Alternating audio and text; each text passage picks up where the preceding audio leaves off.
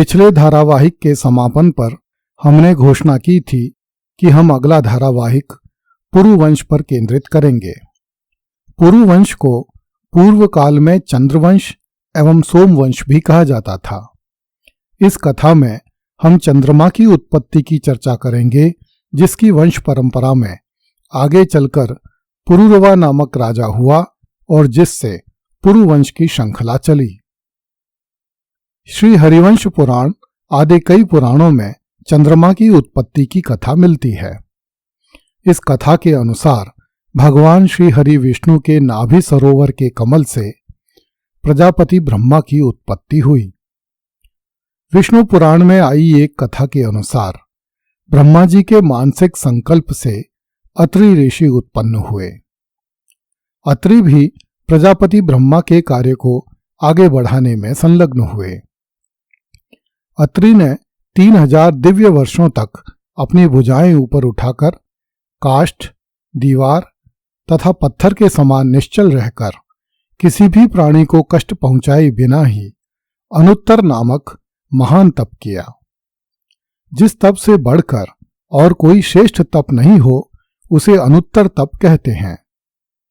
अत्रि ने एकटक देखते हुए ऊर्ध्वरेता अर्थात ब्रह्मचारी रहकर सोम की भावना से तप किया। इस कारण अत्रि का शरीर सोम रूप में परिणत हो गया।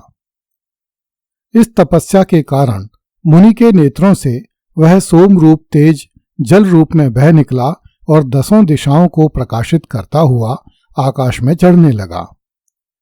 तब प्रसन्नता में भरी हुई 10 दिशा रूपी देवियों ने सम्मिलित होकर उस तेज को अपने गर्भ में विधि पूर्वक धारण किया, परंतु वे उस तेज को धारण करने में समर्थ नहीं हो सकीं। जब 10 दिशाएं मिलकर उस गर्भ का भार सहन नहीं कर सकीं, तब औषधि आदि के द्वारा सब लोगों को पुष्ट करने वाला एवं शीतल किरणों से सुशोभित वह प्रकाशमान गर्भ समस्त लोगों को प्रकाशित करता हुआ दिग्देवियों के उदर से अचानक ही धरती पर गिर पड़ा। प्रजापति ब्रह्मा ने संसार का हित करने की कामना से उस गर्भ को एक दिव्य रथ में रख दिया। वह रथ वेदमय, धर्मस्वरूप तथा सत्य से नियंत्रित था। उसमें 1000 सफेद घोड़े जुते हुए थे। अत्रि के पुत्र सोम के गिरने पर ब्रह्मा जी के सुप्रसिद्ध 7 मानस पुत्र सोम की स्तुति करने लगे। अंगिरा के वंश में उत्पन्न भृगु ऋषि और उनके पुत्र ऋग्वेद, यजुर्वेद, सामवेद एवं अथर्वेद की ऋचाओं से सोम की स्तुति करने लगे। इस स्तुति में कहा गया, अंशुरंशुष्टे देव सोमाप्यायताम, अर्थात हे चंद्रदेव, आपकी प्रत्येक किरण परिपुष्ट हो। इस स्तुति से सोम पुष्ट हुआ तथा उसका तेज तीनों लोकों को प्रकाशित करने लगा।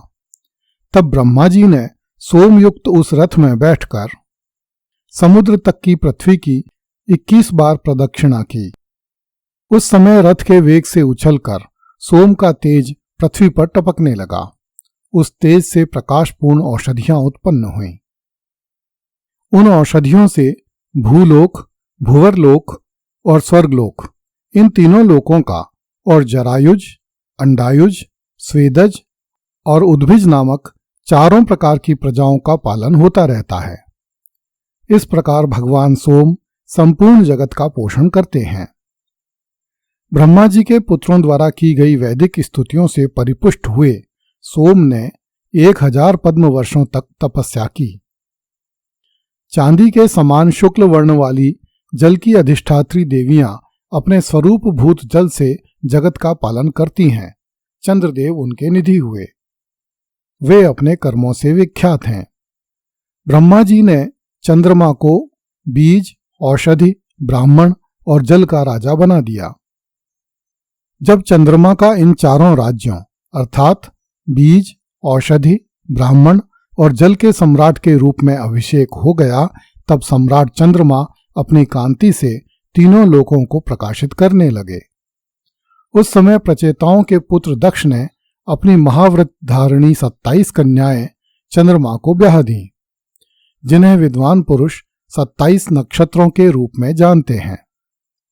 इस बड़े भारी राज्य एवं वैभव को पाकर पितृदेवों में श्रेष्ठ सोम ने राजसूय यज्ञ का अनुष्ठान किया, जिसमें उन्होंने 1,00,000 गौएं दक्षिणा में दी। सोम के उस यज्ञ में भगवान अत्रि होता बने, भगवान भृगु अध्वर्यु बने, हिरण्यगर्भ उद्गाता बने तथा वशिष्ठ ब्रह्मा बने। उस यज्ञ में सनत कुमार आदि प्राचीन ऋषियों ने स्वयं भगवान नारायण श्री हरि विष्णु को सदस्य बनाया। यज्ञ के संपन्न होने पर सोम ने तीनों लोक ब्रह्मर्षियों को दक्षिणा में प्रदान कर दिए। उस समय सिनी वाली, कुहु, द्युति, पुष्टि, प्रभा, वसु, कीर्ति, धृति और शोभा नामक 9 देवियां नित्य प्रति चंद्रमा की सेवा में लगी रहती थीं। इस प्रकार समस्त ऋषियों एवं देवताओं से सत्कार पाकर द्विजराज चंद्रमा ने अवभृत स्नान किया तथा पुनः 10 दिशाओं को प्रकाशमान करने लगे। स्कंद पुराण सहित कई पुराणों में चंद्रमा की उत्पत्ति समुद्र से बताई गई है।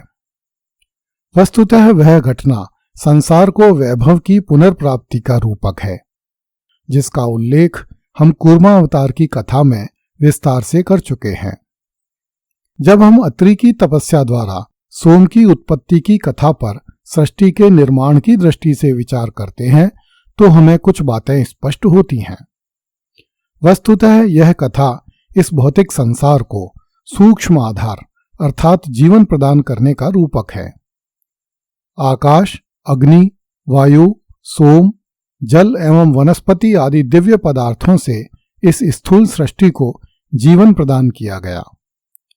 अत्रि के तप द्वारा सोम को प्रकट करने एवं सोम के चंद्रमा बनने की कथा वस्तुतः भौतिक सृष्टि में सोम अर्थात जीवन के प्रवेश की कथा है। विभिन्न ग्रंथों में यह कथा कई रूपों में मिलती है। ब्रह्मा जी ने सोम को ब्राह्मण, बीज, औषधि और जल का सम्राट बनाया। वस्तुतः यह भी एक रूपक है।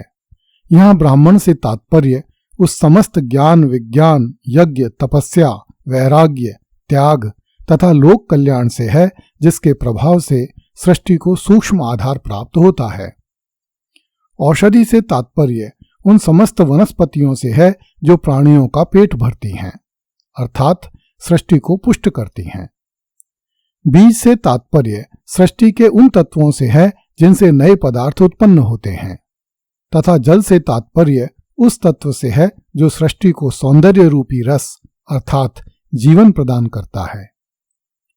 सारांश रूप में इसका अर्थ यह है कि यदि किसी भी वस्तु या प्राणी में से सोम निकल जाए तो न उसका सूक्ष्म आधार बचेगा, न उसका स्थूल आधार बचेगा, न उसमें वृद्धि प्राप्त करने का गुण बचेगा और न उसका सौंदर्य रूपी रस अर्थात जीवन बचेगा। वेदों में भी सोम की कथा कई प्रकार से मिलती है, जिनमें अधिक जोर इस बात पर दिया गया है कि सोम देवताओं की वस्तु है, किंतु उस पर दैत्य अधिकार करना चाहते हैं। उन कथाओं का उल्लेख हम वैदिक कथाओं के धारावाहिक में करेंगे।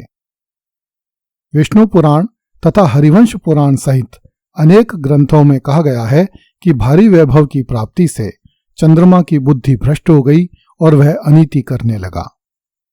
अगली कथा में देखिए, चंद्रमा ने देवगुरु बृहस्पति की पत्नी का हरण कर लिया।